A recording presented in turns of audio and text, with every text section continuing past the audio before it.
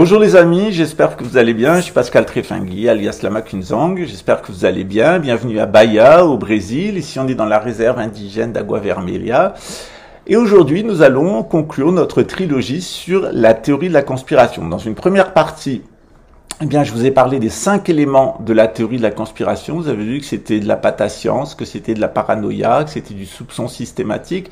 Et c'était des gens qui soupçonnaient tout le monde ou eux-mêmes soupçonnaient tout le monde d'être des agents du système, sauf eux-mêmes. Or, j'ai pu vous démontrer que ces gens-là étaient exactement des agents du système. La preuve, c'est qu'ils adulent et ils posent en sauveur des agents du système. Et je vous ai démontré que Donald Trump, eh bien, était un agent du système puisqu'il a été élevé par les jésuites, il a été initié dans les Skull and Bones, il a été sauvé de sa faillite par la célèbre banque Rastapopoulos, pour citer Hergé. Et d'autre part, il est un ami personnel de Jeffrey Epstein et il s'est rendu plusieurs fois en jet privé dans l'île de Jeffrey Epstein. Évidemment, c'était pas pour faire un pique-nique.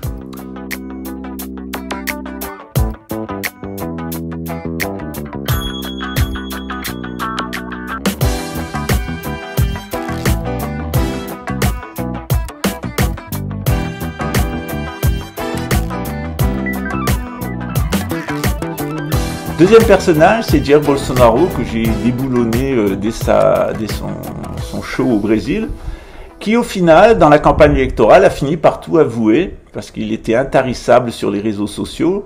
Alors au début, il est arrivé avec un argumentaire nazi de droite, très thatchérien en réalité, et puis petit à petit, il est passé du thatchérisme, comme Jean-Marie Le Pen, qui était un adepte de Margaret Thatcher et du libéralisme sauvage pro-américain, et il est passé, Jair Bolsonaro, eh bien, la théorie de la conspiration et à l'anti-américanisme profond, en l'anti-OTAN profond, l'anti-impérialisme profond. Et pour lui, le nouvel empire, c'est évidemment la gouvernance mondiale. Et on a pu démontrer pendant la campagne électorale du président Da Silva, que j'ai beaucoup appuyé ici, sur les réseaux sociaux et de ma poche, eh bien que Jair Bolsonaro était un pédophile, il a fini par l'admettre lui-même, qu'il avait des rapports sexuels avec des gamines de 13 ans du Venezuela, c'est-à-dire il y a un régime communiste au Venezuela qui fait que 3-4 millions de personnes ont quitté le Venezuela, notamment des enfants, et il va coucher avec des gamines dans un bordel où il y a des gamines du Venezuela. Il a avoué lui-même qu'il a même dit Pintum Clima, ça veut dire il y a une espèce de romance qui s'est mise en place, et il est allé avoir des rapports sexuels dans un bordel alors qu'il était député fédéral, juste avant qu'il soit président, et que, eh bien là, il a eu des rapports sexuels avec des filles de 13 ans. Il a avoué lui-même. Il a avoué avoir mangé de la chair humaine, notamment d'avoir mangé des cadavres d'un parent indigène. Il l'a assumé complètement. Et puis on s'est aperçu qu'il était un génocidaire puisqu'il est impliqué dans le détournement de 160 millions d'euros qui ont été détournés d'une terre indigène dont il se voyait roi d'ailleurs. Il se voyait roi de Roraima, c'est un petit état du nord du Brésil qui est très très riche, dans lequel vivent des Indiens, et pour pouvoir déposséder ces Indiens-là, il a participé à leur génocide. Il y a 467 enfants qui sont morts de sous-nutrition, je passe sous le nombre d'adultes. Jair Bolsonaro, c'est des assassinats politiques, notamment celui de Marielle Franco, une militante LGBT, conseiller municipal de la ville de Rio de Janeiro, qui s'était confronté au trafic de drogue. Et il est apparu que Jair Bolsonaro avait non seulement un fils totalement toxicomane et député de Rio, qui a failli mourir d'une overdose pendant la campagne électorale, qui a dû être hospitalisé dans un hôpital militaire parce qu'on ne voulait pas que ça sorte, et il était visiblement en overdose de cocaïne, et il est impliqué dans un méga schéma de trafic de drogue avec un certain nombre d'institutions,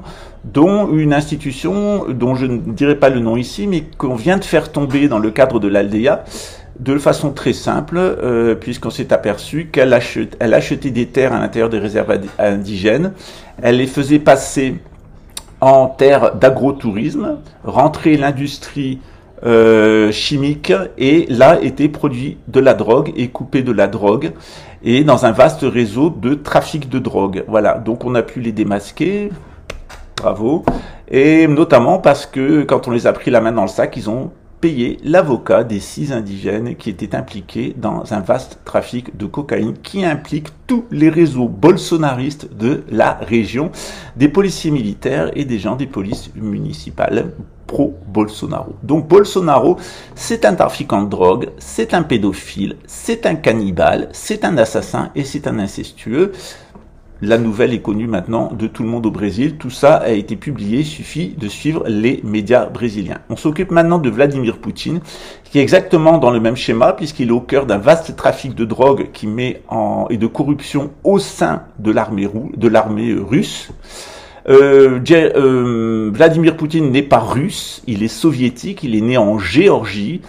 Il a été abandonné parce qu'il était un fils adultérin et il a été élevé par un pédophile et il a été dressé à l'école de la pédophilie. Il est lui-même pédophile. Alors, on nous demande des preuves que Bolsonaro serait pédophile, il les a données lui-même. On nous a demandé des preuves que Donald Trump était pédophile. On nous a demandé des preuves que Donald Trump était pédophile. Eh bien, l'affaire Epstein qui a été étouffée en ce qui le concerne, puisque on attend la publication intégrale des carnets de Jeffrey Epstein, et surtout on sait que le jet privé de Donald Trump est allé régulièrement à l'île aux enfants. Alors Donald Trump pédophile, certes, vu son éducation, vu le milieu dans lequel il est, s'ils ne sont pas pédophiles en arrivant et il les profile pour qu'ils, en recrutant ce genre de personnes, il les transforme parce que c'est la condition même de leur recrutement. Pourquoi ?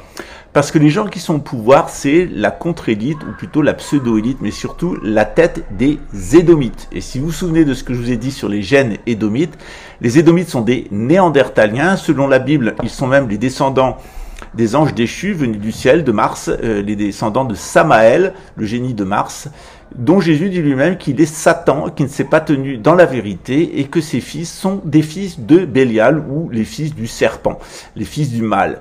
Effectivement, ils font le mal partout et surtout, il faut se souvenir qu'ils ont une caractéristique, c'est que ce sont des imposteurs. Ils se font passer pour des anges de justice, des anges de vérité, des gardiens de la religion et de la moralité, et cela fait énormément rire quand ils sont entre eux. Ils en ont même des sarcasmes à se rouler par terre comme aux écoutes téléphoniques luxembourgeoises, où les petits merdeux qu'il y a là et les pourris qui les dirigent ont été recrutés parce qu'ils ont un profil d'édomite, c'est-à-dire qu'ils ont un système immunitaire mental et physique faible, d'où la nécessité d'ailleurs de leur créer un système artificiel.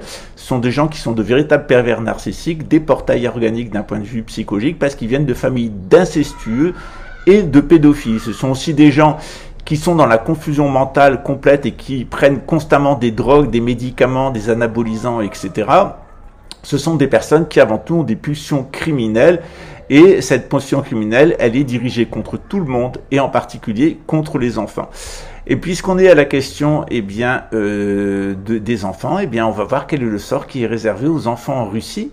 Puis on va reparler de la milice Wagner, qui est le premier narcotrafiquant de Russie, qui a succédé d'ailleurs sur ce point-là au KGB et à l'armée rouge, puisque l'armée rouge avait envahi l'Afghanistan pour la production d'opium. Lorsque l'Union soviétique était complètement en train de s'effondrer et que l'armée était devenue complètement corrompue, le premier narcotrafiquant de Russie. On va voir ça à la suite et j'espère que, eh bien, vous allez comprendre que lorsque les conspirationnistes font l'apologie de Donald Trump et de Jair Bolsonaro, qui soutiennent bec et ongle, ils font aussi l'apologie de Vladimir Poutine. Et ce qui vous attend avec Vladimir Poutine et l'invasion russe de la France ressemble exactement à ce qui s'est passé avec Adolf Hitler, le cocaïnomane, le pédophile, le pervers, le voleur, le génocidaire et le menteur. Les conspirationnistes défendent constamment et vous présentent en modèle des gens qui rentrent et qui pointent dans toutes les cases de la théorie de la conspiration. En réalité, les conspirationnistes adulent des sauveurs qui cochent toutes les cases de la théorie de la conspiration, c'est dire l'état de confusion mentale dans lequel sont ces pauvres influenceurs négatifs et l'état de confusion mentale qu'ils entretiennent chez vous.